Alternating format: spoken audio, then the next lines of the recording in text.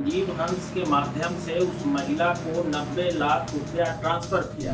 दावा ये क्लेम कर रही है कि बच्चा इसका नहीं उसका है। संगति सबसे बड़ा मुद्दा है। आखिर गुलाब यादव के साथ संजीव हंस की संगति कैसे? दावे में, इस आरोप में इतना अंतराल क्यों है, इतने वर्षों का अंतराल क्यों है? जाहिर सी बात है कि ये बात न्यायालय की तरफ से भी पूछा जा रहा है। होटल में पहले वो महिला आई, महिला के बाद गुलाब यादव गए, फिर संजीव हंस को बुलाया गया, उसके बाद इस मकड़ जाल में वो फंसते चले गए। कि जब तक आईएएस अधिकारी पद पे होते हैं तो संरक्षण की जरूरत नहीं पता चल पाता है। अंत में गुलाब यादव ने सिंदूर भी दे दिया, लेकिन उसको रिश्ते का अमली जामा नहीं पहनाया। आप देख लीजिएगा कि इन सिर्फ यही नहीं होंगे, कई और भी जद में आएंगे इसके। संजीव हंस का मामला एक बार फिर से सुर्खियों में है, यानी कि वो ईडी के निशाने पर फिर से आ गए हैं। लगातार रेड मारी जा रही है, छापेमारी जारी है, कई जगहों पर बेनाम संपत्ति होने का दावा किया जा रहा है। ये मुद्दा बेहद गंभीर है और जिस तरीके से ये मुद्दा इस वक्त ट्रेंडिंग मुद्दा बना हुआ है, इस पर राजनीति भी खूब हो रही है। इस मसले को लेकर इस वक्त हम जुड़ गए हैं, हमारे साथ वरिष्ठ पत्रकार हैं सत्यपाल सर और साथ ही प्रशांत रंजन सर। उनसे हम जुड़कर बात करेंगे कि क्या लगता है कि संजीव हंस का मामला इस वक्त इतना ज्यादा गंभीर मुद्दा क्यों बना हुआ है। सर, आप दोनों का बहुत बहुत स्वागत है। सर, ये बताएं कि संजीव हंस मामले में जिस तरीके से लगातार कार्रवाइयां हो रही है, संजीव हंस जो है कार्रवाइयों के जद में है, क्या लगता है इस मामले में क्या कुछ सच्चाई है? संजीव हंस के मामले में सच्चाई है कि संजीव हंस ने जब मामला सामने आया तो संजीव हंस के माध्यम से उस महिला को 90 लाख रुपया ट्रांसफर किया गया। पैसा ट्रांसफर करने के बाद ये ईडी के रडार पर आ गए कि आखिर इतना पैसा आया कहां से। मुंह चुप करने के लिए ऐसा किया गया। सबसे बड़ी बात है कि संगति सबसे बड़ा मुद्दा है। आखिर गुलाब यादव के साथ संजीव हंस की संगति कैसे हुई? संगति हुई इसी में संजीव हंस फंसे। होटल में पहले वो महिला आई, महिला के बाद गुलाब यादव गए, फिर संजीव हंस को बुलाया गया, उसके बाद इस मकड़ जाल में वो फंसते चले गए। मामले की लीपापोती के लिए अंत में गुलाब यादव ने सिंदूर भी दे दिया, लेकिन उसको रिश्ते का अमली जामा नहीं पहनाया गया। बहुत दिन तक ब्लफ दिया गया। मामला हाईकोर्ट में आया। हाईकोर्ट में आने के बाद सरकार भी अंतिम तक देखते रही कि आखिर क्या होता है। जब रिट याचिका हुई, जब इधर से महिला के तरफ से फिर केस किया गया, तो सरकार भी उनको पद से हटा दी, सभी पद से मुक्त कर दी उनको। उसके बाद जब पैसे की लेन देन की बात हुई तब ये ईडी के रडार पर आया। इनका इलेक्ट्रॉनिक गजट वगैरह सब जब्त कर लिया गया है और उसकी जांच की जा रही है कि और भी कितनी लेन देन, क्योंकि कई सारे ठेका के मामले में भी उन्होंने भारी लेन देन का खुलासा हुआ है। तो उस खुलासे की जांच के लिए ये सारे उनके गजट जब्त कर लिए गए हैं। अब उससे और चीजें सामने आएगी, लेकिन गड़बड़ी तो बहुत बड़ी हुई। सबसे बड़ी बात है कि ये इस ढंग आईएएस अफसर इस ढंग से क्यों गड़बड़ कर रहे हैं। अभी हम लोग चर्चा किए, अभी खबरें कल भी बहुत तैर रही थी कि पूर्व डीजीपी ने कमीशन लेकर क्वेश्चन लीक कर दिया, किसी प्रेस को दे दिया। तो ये चारा घोटाले के बाद इन बातों पहले भी होता होगा, लेकिन चारा घोटाला जब से सामने आया तब से इन अधिकारियों का कुकृत्य जनता के सामने आने लगा कि ये लोग कितनी बड़ी गड़बड़ी कर रहे हैं। आज भी कई अधिकारी ऐसे हैं जिनका विदेशों में इन्वेस्टमेंट है, लेकिन है कि अब अगर पद पर हैं या कहीं से संरक्षण है तो बातें सामने नहीं आ रही। आखिर भरोसा किस पर किया जाए? विधायक है, विधायक गड़बड़ कर रहा है, जनप्रतिनिधि है। आईएएस है, आईएएस अफसर पर विश्वास नहीं किया जा सकता है। तो इस ढंग की बात जो है सामने कहीं ना कहीं आखिर संरक्षण में ही काम हो रहा है। सर, थोड़ा हम आपको क्रॉस करेंगे और प्रशांत सर की तरफ बढ़ेंगे। प्रशांत सर, जब हमने गायत्री यादव से बात किया था, उनका इंटरव्यू मैंने पर्सनली लिया था, जब उनसे बातें हुई थी तो उन्होंने ये कहा था उस वक्त कि मेरे साथ ये जो भी हुआ है, मैं कानून से बस न्याय चाहती हूँ। उन्होंने तो ये तक दावा कर दिया था कि वो जो छोटा बच्चा है वो संजीव हंस का ही जो है बेटा है, गुलाब यादव का इसमें कोई हाथ नहीं है। आपको क्या लगता है इन बातों में क्या सच्चाई हो सकती है? देखिए, इन बातों में जो सच्चाई है उसमें है कि कानून अपने तरीके से काम कर रहा है, एक न्यायिक प्रक्रिया होती है। अब उसमें ये भी सामने आ रहा है, प्रेरणा, आप देखिए कि अगर किसी जोर जबरदस्ती का आरोप महिला लगा रही है और ये दावा, ये क्लेम कर रही है कि बच्चा इसका नहीं उसका है। हाँ। तो इस दावे में, इस आरोप में इतना अंतराल क्यों है, इतने वर्षों का अंतराल क्यों है? जी। जाहिर सी बात है कि ये बात न्यायालय की तरफ से भी पूछा जा रहा है या पूछा जाएगा।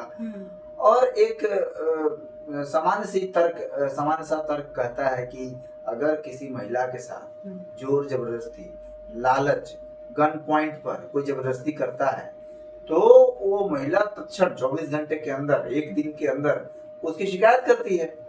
और ऐसा नहीं हो सकता कि आज किसी महिला के साथ कोई गलत हुआ और फिर कई वर्षों के बाद वो शिकायत करेगी। हालांकि ऐसा कई मामलों में हो सकता है। तो क्या सर आपको हम मान लें कि आप जो कह रहे हैं, यानी आप संजीव हंस को नॉट गिल्टी मान रहे हैं? नहीं, नॉट गिल्टी कभी नहीं मान रहे हैं। ये कानून अपना काम करे।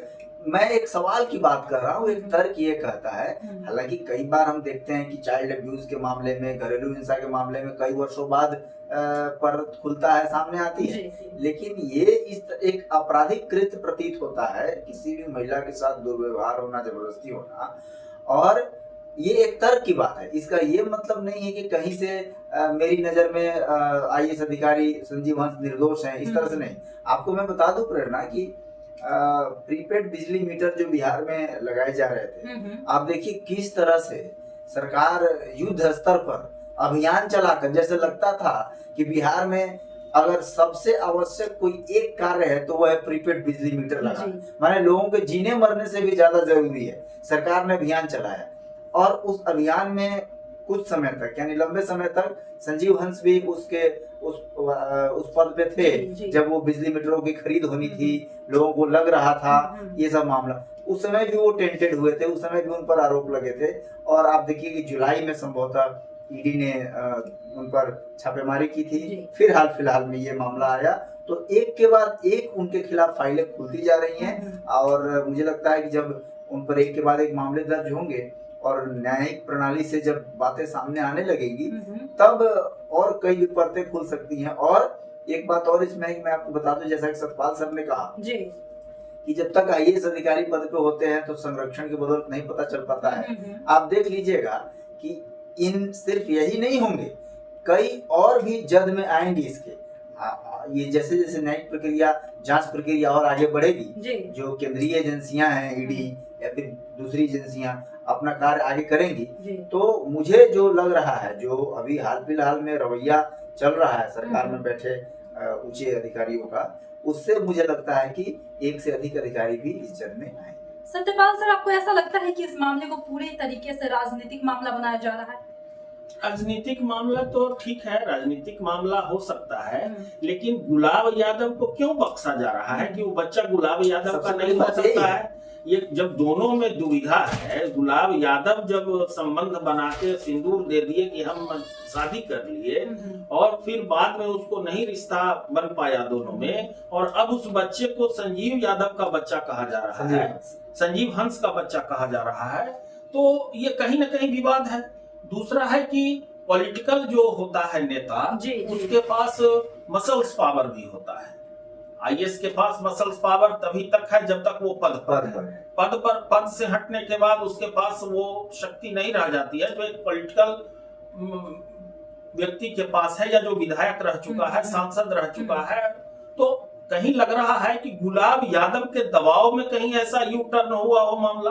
ये कहा जा सकता है, गुलाब यादव का दबाव उस पर रहा हो।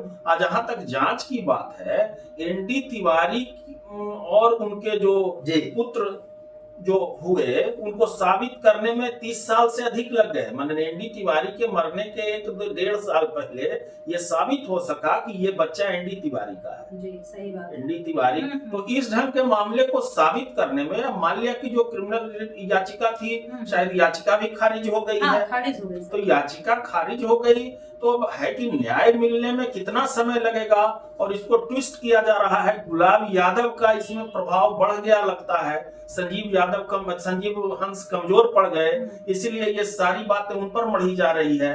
और इनके यहाँ फिर से इनका जो इलेक्ट्रॉनिक गैजेट सब जब्त करके, और उसमें तो कुछ जो भी जांच में निकले और कुछ जांच में नहीं निकले या क्या निकले, इसमें तो दुविधा की बात है।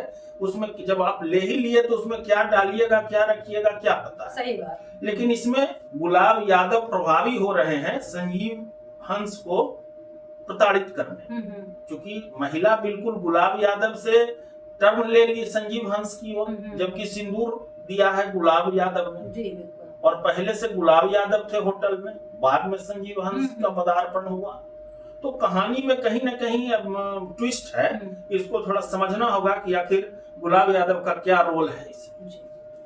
तो सुना आपने कि कहानी में कहीं ना कहीं ट्विस्ट है और इस बात को समझना होगा कि आखिर इस कहानी का सबसे बड़ा किरदार कौन है, इसमें कहां पर लुक होल आ रहा है, जिस वजह से ये मामला जो है संजीव हंस की तरफ मुड़ता जा रहा है और संजीव हंस शिकंजे में फंसते जा रहे हैं।